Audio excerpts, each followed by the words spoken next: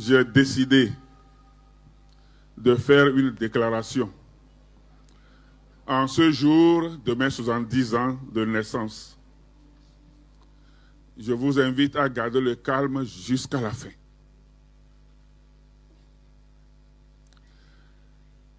Déclaration d'un Togolais affamé. Aujourd'hui, 13 juillet 2025, je célèbre le jour d'incidence de mes 70 ans de naissance. À cette occasion, j'ai décidé de faire une déclaration sous forme de coup de gueule en face de la situation sociopolitique que nous vivons au Togo. 1. Préliminaire. En guise de préliminaire, je précise que cette déclaration jaillit de mon cœur et de l'amour que j'ai pour mon pays, ce pays que j'ai hérité de l'amour fou de Dieu. Mon désir est de participer à la quête de bien pour mon peuple. Je me situe dans la lignée des prophètes, et plus particulièrement de Jérémie, qui dénonce le mal où qu'il se trouve, d'Élie, en face d'Akab et de son épouse Jézabel, et de Jean-Baptiste, qui a osé dire à Hérode que prendre la femme de son frère était mauvais. Ils ont été persécutés, j'en ai conscience. Mais j'ai conscience aussi qu'à 70 ans, on n'a plus peur de la mort, on se prépare pour la mort. Pour faire cette déclaration, je n'ai pas demandé l'autorisation de mon évêque. C'est dire que mes propos n'engagent ni l'Église ni personne d'autre que moi. Mais je sais que Jésus a qualifié Hérode de renard, alors que nous croyons qu'il est sans péché. Il a traité les pharisiens d'hypocrites et cela ne lui est pas compté comme péché. Habituellement, on nous rabat cette pensée selon laquelle les prêtres ne doivent pas faire la politique. Ceux qui se réfugient derrière cette affirmation pour nous envoyer dans nos sacristies n'ont rien compris. Ce que l'Église interdit aux prêtres, c'est de prendre la tête d'un parti politique, de briguer des postes ou des mandats politiques. Mais nous avons le droit, c'est-à-dire le devoir, de dénoncer le mal où qu'il se trouve. Je sais que parmi les gérants de la chose publique, beaucoup ont reçu le baptême, et c'est nous qui les avons baptisés. Dès lors, ils sont nos fils et filles dans la foi. Et quel fils ou fille à qui le papa ne donne-t-il pas de leçons? Je voudrais rappeler à tous et à chacun que nous sommes prêtres, mais que nous ne sommes pas bêtes. Beaucoup de politiciens ont fait le séminaire et ils savent l'importance de l'intellect chez nous. À ce propos, je signale que ma thèse de doctorat, soutenue le 8 décembre 2003 chez les prêtres jésuites du Centre Sèvres de Paris, porte sur l'autorité. Je me crois donc outillé pour apporter mon point de vue dans un domaine aussi confus et touffu que la politique mal vécue.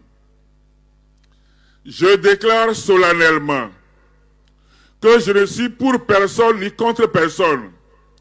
Je suis contre le mal et les forces de nuisance. Je suis du côté du bien, de la paix, de la justice. Je suis du côté de mon peuple qui a faim. Faim de paix, faim de justice, faim de paix.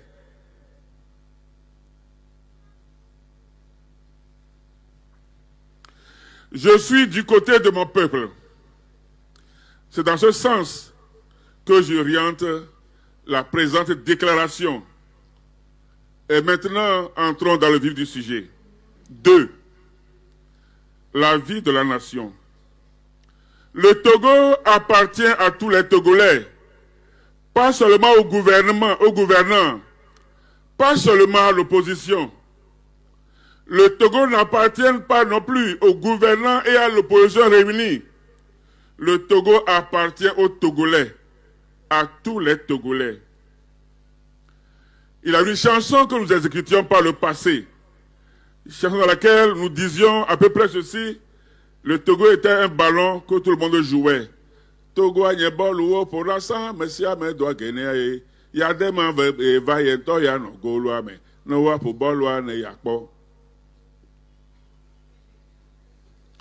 Ma question est de savoir si le Togo doit rester toujours un ballon entre les gouvernants et l'opposition.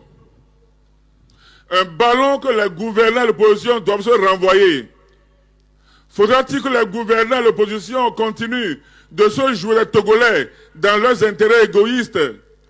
Le temps n'est-il pas venu de donner un carton rouge à ces deux protagonistes qui s'arrangent pour nous pourrir la vie? Ne l'oublions pas. Ils ont des lieux de rencontre dans leurs différentes loges, dans lesquelles se prennent les décisions dans notre dos. Cela doit cesser. 3. Interpellation des gouvernants. C'est vous qui détenez les clés de la vie du pays. Souffrez que je m'adresse à vous en premier lieu. Chers gouvernants, est-ce que vous savez que votre peuple a faim de pain et de paix? Est-ce que vous écoutez les gémissements de votre peuple? Sinon, je vous annonce que le peuple a faim pendant que vous vous occupez de vos ventres et de vos bas-ventres. Comment pouvez-vous vous satisfaire de gouverner un peuple d'affamés et de tout faire pour le maintenir dans cet état? Dites, sérieusement, vous êtes content de vous? Êtes-vous fiers de l'état de votre peuple? Des jeunes sortent de l'université et c'est pour devenir des conducteurs de taxi-motos émigrants. En conséquence, ils sont aigris. Ils incitent tout le monde sur la route parce qu'ils cherchent ce qui déverser leur colère. Et ça ne vous dit rien? B. Gouverner, c'est prévoir, dit-on. Qu'est-ce que vous prévoyez pour ce peuple? Quel bonheur pour lui! J'ai l'impression que vous vous comportez plus comme des gardiens de cimetière que comme des porteurs d'espérance. Quel avenir pour le peuple quand votre avenir à vous, c'est de tout faire pour prolonger votre survie, car c'est bien de cela qu'il s'agit. Vous avez commis des actes répréhensibles et vous avez peur qu'on vous juge demain. Et vous voulez donc éviter que demain advienne. Vous avez peur de l'avenir, de vos nombreuses progénitures. Et vous n'avez pas fini d'amasser pour eux, pendant que le peuple, vrai et unique propriétaire des biens de ce pays, meurt de faim. 4. Interpellation de l'opposition. Chers membres des partis de l'opposition, quelle est la mission réelle d'une opposition qui se respecte? Il s'agit selon moi, bien sûr, de dénoncer le mal que font les gouvernants. Mais il faut aussi nous proposer des projets de gouvernement qui vont dans le sens du bonheur du peuple. Mais j'ai l'impression que votre projet de gouvernement, consiste à répéter en longueur de journée que c'est les familles au pouvoir depuis longtemps et qu'elle doit dégager. Peut-on appeler cela projet de gouvernement? Ne voyez-vous pas que ces propos sont de nature à encourager cette famille à s'accrocher? J'y suis, j'y reste. Autre chose. Lorsque l'on vous donne des conseils, vous raidissez le cou et arrondissez le dos. À ce propos, lorsque vous allez aux négociations, en vous fermant aux mêmes négociations, que pensez-vous obtenir de ceux qui détiennent à tort ou à raison la force physique? Échec, bien sûr. Lorsque vous déposez des amendements à des lois en disant que tout doit passer, ne voyez-vous pas que vous apportez de l'essence au feu que vous prétendez éteindre? Monseigneur Barriga, ne vous a-t-il jamais reproché cela? Qu'en avez-vous fait? 5. Les lois et le respect. Les lois que l'on se donne dans une nation digne de ce nom doivent être respectées, sauf si elles sont iniques. Mais qui respecte quelle loi au Togo à part la loi du plus fort? Des jeunes sortent pour crier leur ras-le-bol. On les tabasse sous prétexte qu'ils ne respectent pas la loi. Mais de quelle loi parle-t-on? Vous ne savez pas ce qu'on appelle soulèvement populaire? Dites-moi, à quelle loi obéit un soulèvement populaire? En réalité, n'est-ce pas vous-même qui nous donnez l'exemple de violation de la loi? Des députés en mandat épuisé prennent, contre toute attente, une décision qui engage si gravement l'avenir du pays. Pourquoi? Pourquoi ne pas attendre la législature qui s'annonçait? Qu'est-ce qui était si urgent?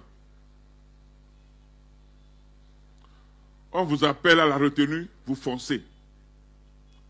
C'est ainsi que vous violez la conscience du peuple que vous voulez servir. Vous violez la loi. Les jeunes violent la loi et le peuple est violé en permanence. Et tout le monde sait que le viol laisse des empreintes psychologiques indélébiles. Vous êtes devenus des gérants d'un peuple violé par vous-même. Ces propos ne concernent pas seulement les gouvernants. Quand les juges faussent le jugement pour des intérêts inavouables, est-ce sur l'ordre du président qu'ils le font? Quand un responsable profite de sa situation sociale pour brimer ses administrés, les terroriser, leur violer, leur voler leurs biens, est-ce sur l'ordre des gouvernants? Quand des chefs de partis politiques ne rendent pas compte à leurs militants de la gestion des biens du parti, est-ce sur l'ordre des gouvernants? Les maires issus de l'opposition peuvent-ils dire, la main sur le cœur, qu'ils sont clairs dans la gestion de leur mairie et autres municipalités? Finalement, les gouvernants volent, l'opposition vole, et c'est le peuple qui est volé en permanence et qui meurt de faim. Nous avons faim. 6. Le courage politique. Faire la politique, qu'on soit gouvernant ou dans l'opposition, cela appelle un courage politique. La peur de la mort, dans ce contexte, est lâcheté. Je sais, je ne dis pas que je pense, que des personnes engagées dans le gouvernement de la chose publique ont élaboré des projets pour ce peuple, mais ont été menacés de mort. Récemment, le pape a béatifié un jeune Congolais, tué simplement parce qu'il s'opposait à l'entrée de produits avariés sur le sol de ce Congo bien-aimé. Êtes-vous capable d'en faire autant? Le dossier est bien avancé, me semble-t-il, des démarches en vue de la béatification de l'ancien président Julius Nyerere. Peut-il en être ainsi dans notre pays? Permettez-moi un message personnel au président, dans le respect qui est dû à sa personne. Monsieur le Président, je vous prie à genoux. Vos conseillers ne sont pas Dieu le grand-père. Ce ne sont pas non plus des conseils spirituels de l'Esprit Saint. Ne les écoutez pas toujours. Faites votre propre discernement. Leurs conseils sont souvent en fonction de leurs propres intérêts. Ils ont leur ventre à protéger et à remplir. Oui, vous êtes un être humain capable de faire des erreurs et de mauvais choix. Je vous invite pourtant à éclairer votre conscience en vous appuyant sur la foi et à l'écouter. Laissez l'Esprit Saint vous guider. Écoutez-le, je vous en prie. Vous savez ce que je dis. Vous savez ce dont je parle. Il n'est pas normal qu'un autre vienne réparer ce que vous aviez prévu réparer. À bon entendeur, demi-mot suffit. Ceux qui vous entourent vont s'élever contre moi. Mais j'ai 70 ans aujourd'hui. Et je le répète, à 70 ans, on n'a plus peur de la mort.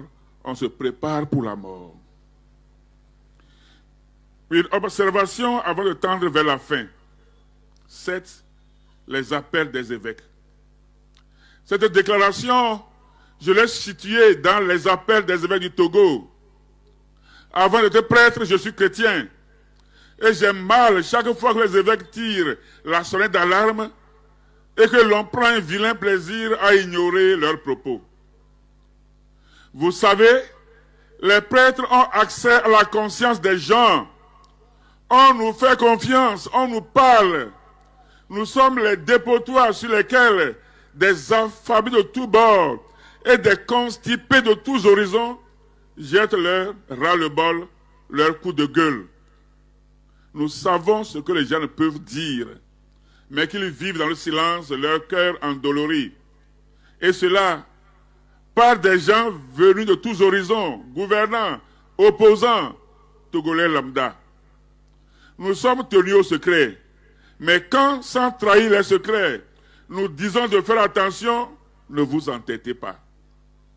J'invite les uns les autres à relire tous les appels de nos évêques et les résultats obtenus quand ces appels ont été rejetés. Lorsque les prophètes, les vrais, parlent au nom de Dieu, ceux qui ne les écoutent pas sont responsables des conséquences. Ne l'oublions pas. 8. Un dernier appel.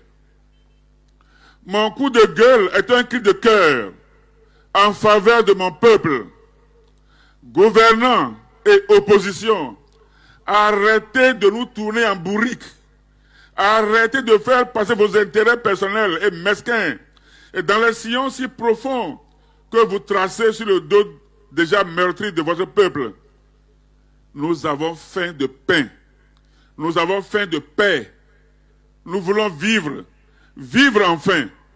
Et c'est ici que me vient à l'esprit ce chant que Alpha Blondy, à un moment de l'histoire politique de la Côte d'Ivoire, chantait. Au fouet gbagbo, entendez-vous, or. Que cet appel soit entendu et que la vie soit. Le bonheur aussi, mais surtout la paix. C'est le cadeau que je vous demande de donner au peuple togolais en ce 70e anniversaire de ma naissance, dans un pauvre petit village, demeuré pauvre aujourd'hui encore. Nous avons faim. Permettez-nous de manger à notre faim. C'est tout ce que nous demandons. Et je crois que nous pouvons le dire.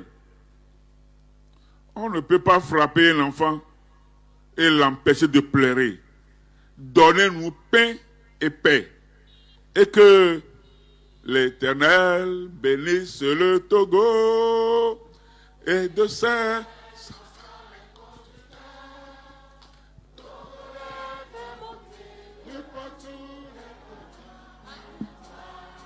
Notre cher Togo, et célébrer sa beauté. Forêt, mon cités enchanteurs, fleuve majesté, torrent prestige, le son merveilleux. Prodigue, répand, bonheur, fécondité. Soyez bénis, Togo, soyez heureux, pays